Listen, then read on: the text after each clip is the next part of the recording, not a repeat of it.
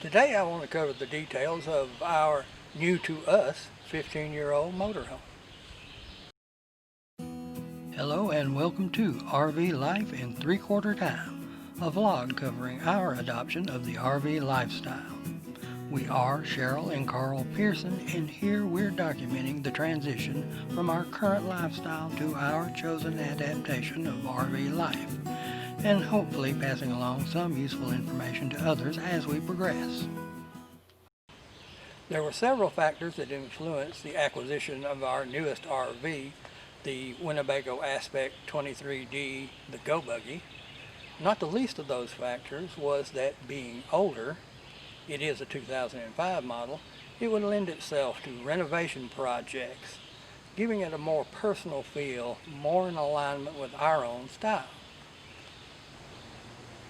We truly enjoy those kind of projects. Our current home of over 25 years, we built ourselves from the ground up. Since 2008, we have purchased and renovated a couple of distressed homes. Our first fifth wheel was an older Coachman whose interior we completely renovated to more closely fit our own personal style. To review, our recently acquired motorhome, the Go Buggy, is a 2005 Winnebago Aspect 23D. When we brought it home, it had logged about 28,000 miles. Not bad for an older rig. At 23 feet long, there isn't a great deal of room in the interior. That's fine for us. The Go Buggy's intended use is mainly for shorter, more spur-of-the-moment trips. The smaller interior space does mean that it doesn't take a great deal of money and labor to make a big impact on the rig's interior environment. The first thing we changed was the floor. The worn off-white carpet had to go, at least from the cab back. We replaced it with Allure vinyl plank flooring available from the bright orange big box home hardware store. We have used this product before in several applications. It's easy to lay this flooring down and it wears fairly well, particularly if you have pets. The only tools you really need are a utility knife, tape measure, a straight edge, or combination square. If you need to make small detailed cuts on the edge, then a pair of pliers of some sort can also be useful. The rows of this flooring are joined by taking the built-in adhesive leading edge of the first row and overlaying that with the adhesive overhang on the backside of the next row. We put down an insulated underlayment prior to laying the planks.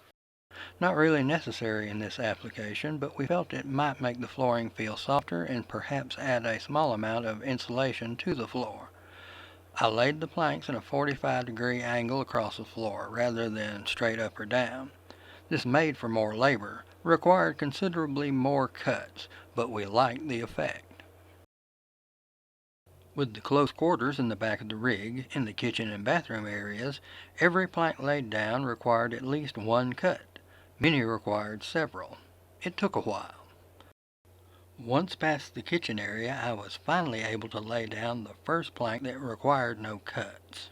After that, the rest of the flooring went down rather quickly. Here you can also see we had already removed the jackknife sofa base where Cheryl could recover it, and it made laying the flooring a little easier. To finish the flooring, we used metal finishing strips where the cab met the floor, at the edge of the dinette slide, and on the edge of the dinette floor. After taking up the sofa base, we discovered three issues. One, the sediment filter next to the water pump had a leak, just a slow, constant drip. I suspect it was a problem with the O-ring. After trying several times to fix the issue, we simply replaced the inexpensive unit. The tube that connected the gravity feed port to the fresh water tank had aged and developed holes. We replaced it with a clear tube with 1/4-inch thick walls, once again obtained from Home Depot. We cut the tube to length and warmed it with hot water till it was pliable enough to bend to our needs. With a worm drive clamp applied to each end of the tube, this problem was solved.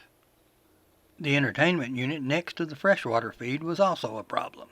Its exterior door was leaking. Checking the ceiling around the door, we found no obvious problem. We tried removing the tab from the backside of the locking mechanism by loosening the lock ring, then, using a clamp and pliers, bent the tab slightly inward so it would pull the door more tightly shut. After reinstalling the locking mechanism, the leak was gone. We replaced the 12-volt incandescent bulbs on the interior of the rig with LED bulbs that were designed to fit into the same fixture. We replaced the worn and dated light fixture hanging over the dinette with one which has a modern, more attractive look.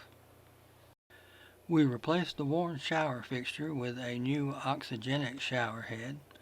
The oxygenic shower head is designed to save water.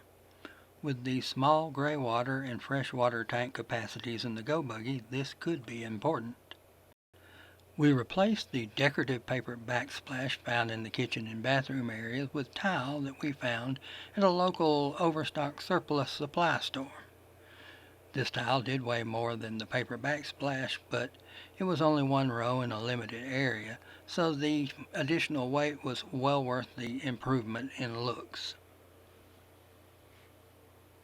To make the few cuts required, we employed this tile cutter that we had on hand from a couple of previous bathroom renovations. With this device, you simply score the tile several times until there is enough weakness along the line that you can use the pressure clamp to break the tile in a straight line. We place the tile using a roll of double-sided tile mounting mat. I was a little concerned with using this product in an RV, but it's a simple application with one row of tile on top of a level surface, and after 5,500 miles we've had no problems with anything coming loose. The tile was slightly taller than the original decorative backsplash, so we had to move up the light switches in the bathroom and the control panel in the kitchen area about a quarter of an inch to clear the tile.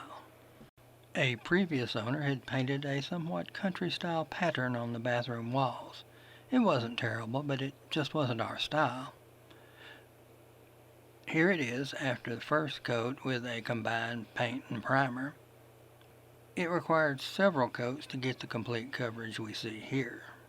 One item we strongly desired to change was the dated brown and green fabric of the jackknife sofa, its base, the dinette cushions, and the window valances. We addressed this issue in a couple of ways. First, Cheryl found some inexpensive drapery fabric in a neutral off-white pattern and used this to recover the sofa base seen here and to replace the center fabric strip in the window valances seen here. Now on a roll, Cheryl cut down some of the drapery fabric to make matching curtains for the bathroom. Finishing up with the drapery fabric, Cheryl added an extra layer to the privacy screen that can be hung between the cab and the RV interior. This covered the old greenish layer, allowing the screen to fit in with the new decor. It also added a little bit of extra insulation and made the screen more private by blocking out considerably more light. The other way we dealt with the dated fabric issue was to change the sofa bed and dinette cushions. To change the look of the dinette cushions, Cheryl took a generic one-piece slipcover that was designed to fit over both cushions at once, cut it apart, and reassembled it to fit over each cushion like a tight-fitting pillowcase. She then cut and stitched the edges of a hole designed to allow the OEM seat belts to pass through the seat cushions. We had decided prior to our cross-country trip that we would replace the jackknife bed with a sofa mattress from sofabed.com. The mattress wasn't delivered until after the trip. We decided to install this mattress on a sliding slatted platform. This design required us to install a support rail on the back wall, and we needed to add just a little height to the base in order for the platform to clear this rigid copper tubing, which did not interfere with the OEM jackknife mechanism. Next, we cut the stationary platform slats from 1x4s and utilizing wood screws secured them to the base. Taking a piece of finely sanded 1x4 poplar, we attached a backer ledge and we attached 3 legs. We then cut 1x4 sliding slats and using wood screws attached them to the backer ledge. A piece of full-length 1x4 was attached to the back of the sliding slats in order to keep them level. And then a couple of pieces of 1x4 were secured to the bottom of the sliding slats in order to limit their range of motion. We still had some finish work that we wanted to add to the face, but we were now ready to bring in the mattress.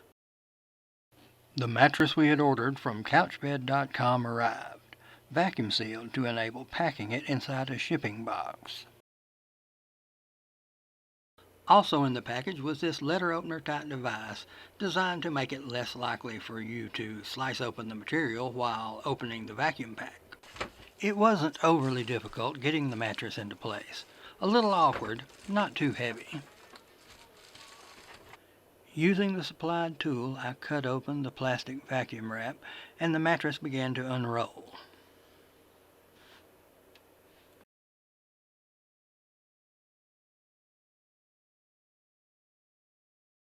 Fairly quickly the mattress expanded as I cut open the rest of the plastic packaging. Once fully expanded, we began testing the feel of the mattress. As a mattress, it was wonderful, but when in the sofa position, we really didn't feel comfortable sitting on it in this rig in this configuration. As originally designed, the 2 parts of the mattress were joined here by a piece of fabric which served as a hinge. We unzipped and removed the fabric covering. Cheryl removed the hinge fabric and re-sewed the seams, so now the 2 pieces could be placed independently. In this configuration, we felt that it sat more comfortably as a sofa, although it did cover up part of the window on that side of the rig. And now our new sofa bed was complete. To deploy, we simply pull out the front finish piece along with the mattress and push down the back cushion into place. When in the sleeping position, we find this solution much more comfortable than the original equipment jackknife. And for that comfort, we're willing to sacrifice a little sightline through the windows on that side of the rig. Our final interior renovation, almost an afterthought, was this dinosaur of an OEM TV. It was heavy, took up potential storage space over the cab, and had no modern-day HDMI ports. While in Seattle, our son-in-law got us this Fire TV to replace the original unit, and while there, he and I rigged this sturdy but rather inelegant mounting solution which served us well on the way home. Once home, however, we decided we wanted something a little more stylish. We settled on a design utilizing the existing frame that secured the OEM TV to build a sort of cabinet door incorporating the new modern TV in its structure. We began by layering 2 1x4s to build a header to which we would secure cabinet hinges. We made a frame to house the new TV out of the same finished poplar that we had used to build the front facing for the bed rails. We used a miter saw to make the cuts to make sure the frame was as square as possible. To join the pieces together, we used this Kreg Jig Kit. Over the years, we have joined finished wood with varying levels of success and had gotten this kit sometime in the past. This would be our first chance to put it to practical use. This particular kit includes a clamp with which to hold the jig, the 2-hole jig itself, which is adjustable to set how far from the edge you're going to drill your holes. Also included is the bit itself, designed to be used with the jig, and a collar, adjustable with an Allen screw, to allow you to set a maximum depth to be drilled. The kit also includes a long bit designed to fit the heads of brand-specific screws, and a package of these screws in assorted sizes.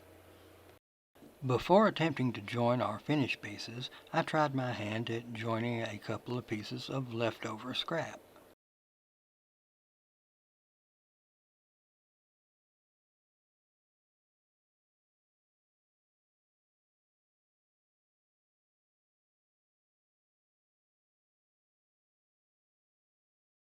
After only a couple of attempts, I had a depth and distance from the edge that I believed would work well. After using the jig to drill our join pilot holes, I laid out the finished pieces and laid the original frame on top to make sure everything fit together as I expected. Now, using the supplied screws and bit, I joined the finished pieces together.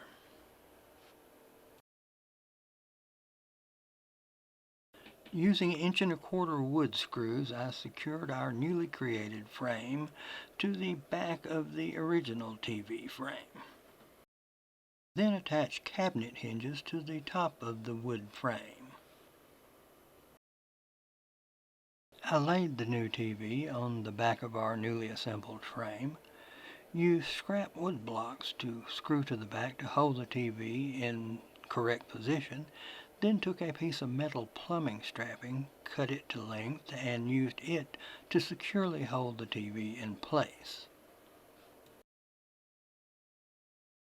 I have always found plumbing strapping to be a handy item to have around. I always have a roll on hand in my kit, be it at our home or in our RVs.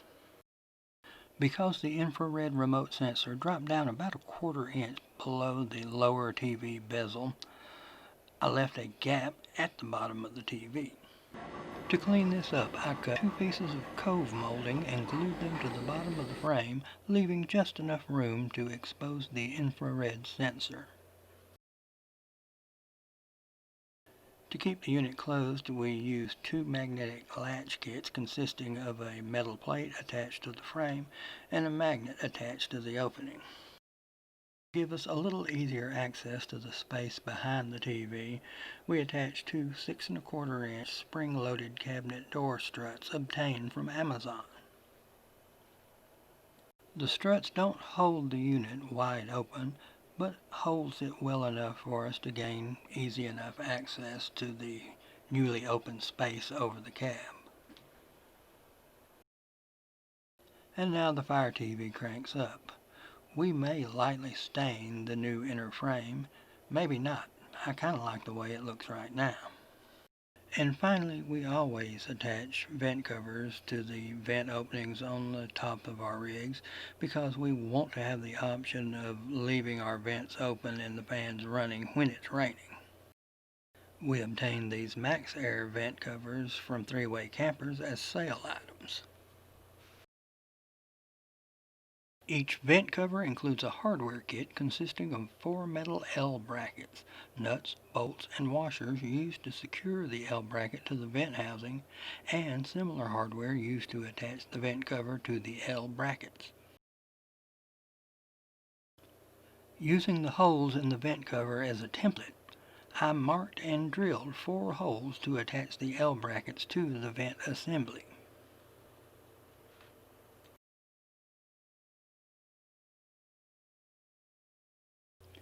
Using pliers and a Phillips head screwdriver, I attached the 4 L brackets to the vent assembly. The bolts used to attach the vent cover to the L bracket have a square shoulder, so they won't turn when attaching the cover to the bracket. To attach the vent cover, you simply push the bolt up from underneath the bracket until the shoulder is seated. You then lay down the lock washer, spin the bolt into place, and tighten. Repeat this 3 more times and the vent cover is attached.